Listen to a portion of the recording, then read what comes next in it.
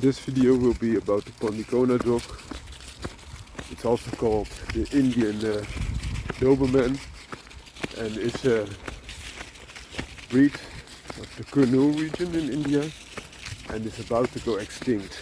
And the reason why it's about to go extinct is that it is a natural dog that is just dwelling around cities, and on the other hand it's very local. So the Pandikona region is where it originated, and this local variety has been kept, but not so much as a pet, but more as a dog around dwellings. So it's a primitive type of dog, which means that the development is more of a natural phenomenon. So this dog has little exaggerations and is very capable of fending for itself. It is a combination of a dog that is very good at hunting, it's more of a sighthound, and also a dog that's good at protecting, otherwise they would not be tolerated around the villages. So you get a dog which has next to its build also other similarities with the Doberman. And why is this?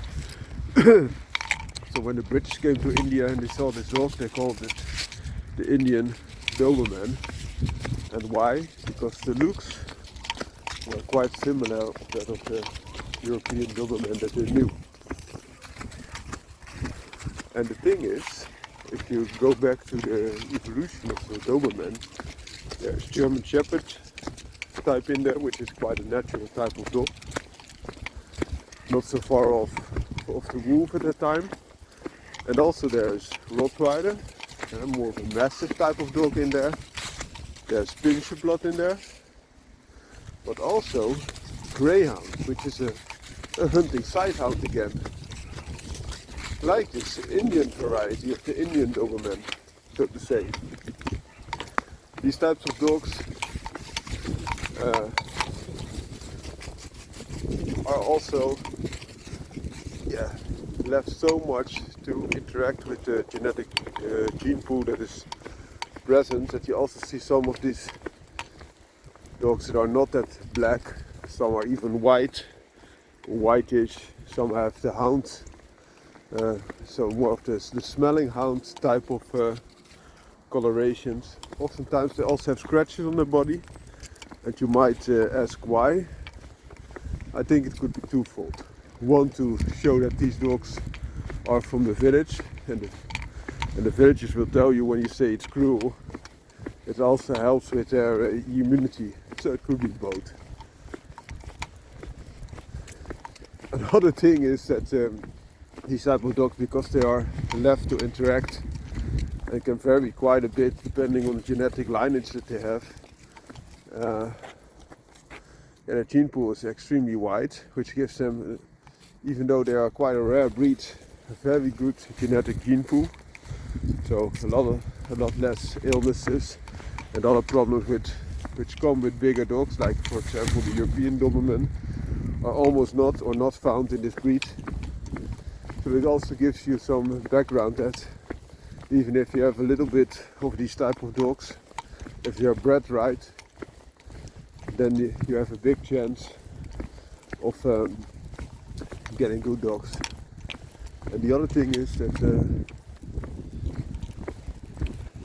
because of the genetic diversity, it's very hard to pin a certain size or especially weight on these type of dogs, because a dog that has a little bit more Molosser blood in there, and I think that the reason why these type of sighthounds are so much stronger than the other sighthounds or running dogs is that there is blood of the Gull Terrier, which is a local type of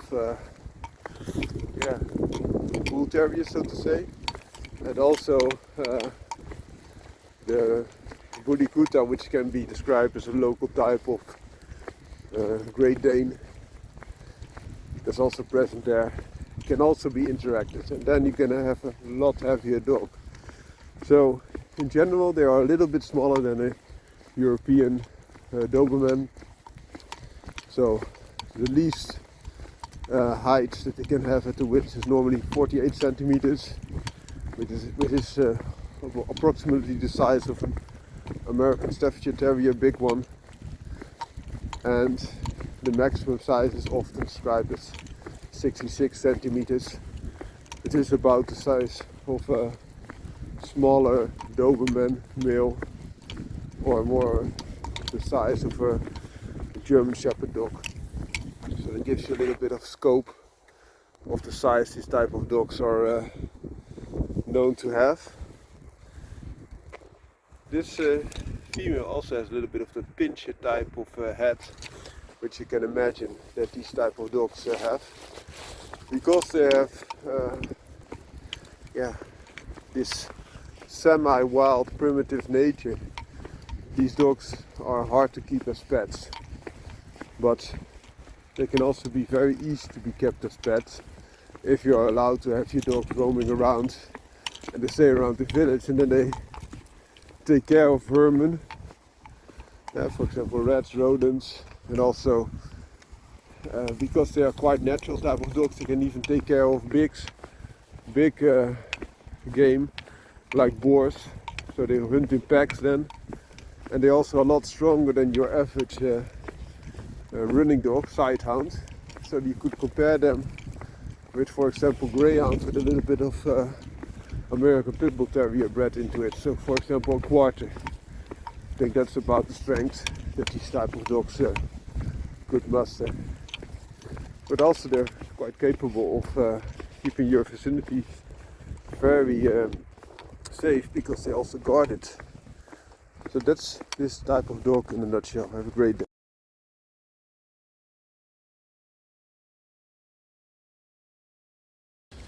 On this beautiful morning we will discuss the Indian Pariah dog, also known as the Inn dog or Indian Pai dog. And Pai comes from the Hindi Pai, and that means outsider. So that's what this type of dogs are. Pariah dogs are the same. So a dog that's close to human settlement but not in it, as part of a member of it. So it's a natural type of dog. It also, in my opinion, looks a lot like the Indian Dhole or the dingo, if you like. It has a little curve at the end of the tail, but the tail is normally worn to the bottom like a wolf or a dingo does, so not curled over the back. This type of dog is very healthy because of the wide gene pool and the harsh selection, of course. Only the strongest will survive such a lifestyle. It's also well adapted to weather and harsh conditions. And you have a dog that is in general quite happy among humans, so that can be a big benefit. And because of its natural senses and also increased smell and vigilance, they are also sometimes used by police forces next to a guard dog, because they're happy with their own people. But as a Pariah dog, of course, to be accepted, they also should provide benefits such as guarding abilities. Average weight of the Indian Pariah dog is between 20 and 30 kilograms. So this weight you see oftentimes in natural type of breeds that also need to fend for themselves and also catch larger prey if needed. So this is a good medium-sized dog that can do it all. This type of dog is mentioned as one of the most healthy Indian dog breeds. This must be done by this natural selection, and that they all have to fend for themselves so much. They are not a sighthound. They're much heavier built, as I mentioned, close to that of a dingo or a Dhole type of dog. So a lot stronger, a little less fast, but a good all-rounder. Also wolf is not as fast as a sighthound, which is a running dog, like a greyhound, but it is a heck of a lot stronger. And these Indian Terrier dogs are of course a lot smaller than your average European wolf, but they have a similar build. They have a very nice compromise between speed but also power. And I also am intrigued by breeds that are able to fend up for themselves and still able to also to develop themselves in a natural type of dog. Is it because they are started out with, for example, Indian Dole blood in the bloodline, or is it that the natural selection just favors a type of dog? Because if you have your average type of household dogs and you will let them roam free and interbreed with all these different breeds, oftentimes a specific subset of dog will occur. It's the same with the dingo. It was once a dog from settlers, and then he also got infused with some wild dogs. I'm pretty sure of it. But they have this similar build. All of them have that. Also erect ears that they can hear very nice. It's a very fascinating story. That also that man that uses wolves to create dog breeds, also the other way around. Dog breeds can recreate themselves in a more natural state, and very often they don't get that wolf type of color. Eh?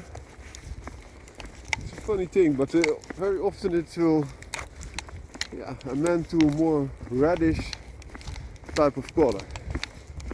Perhaps someone knows more about it. I'm happy to hear from you. The dogs here on the leash are Patterdale Terriers, bred to work underground, quarry, especially predators such as foxes and badgers, but sometimes also used above ground against raccoons or hawks even. Have a great day.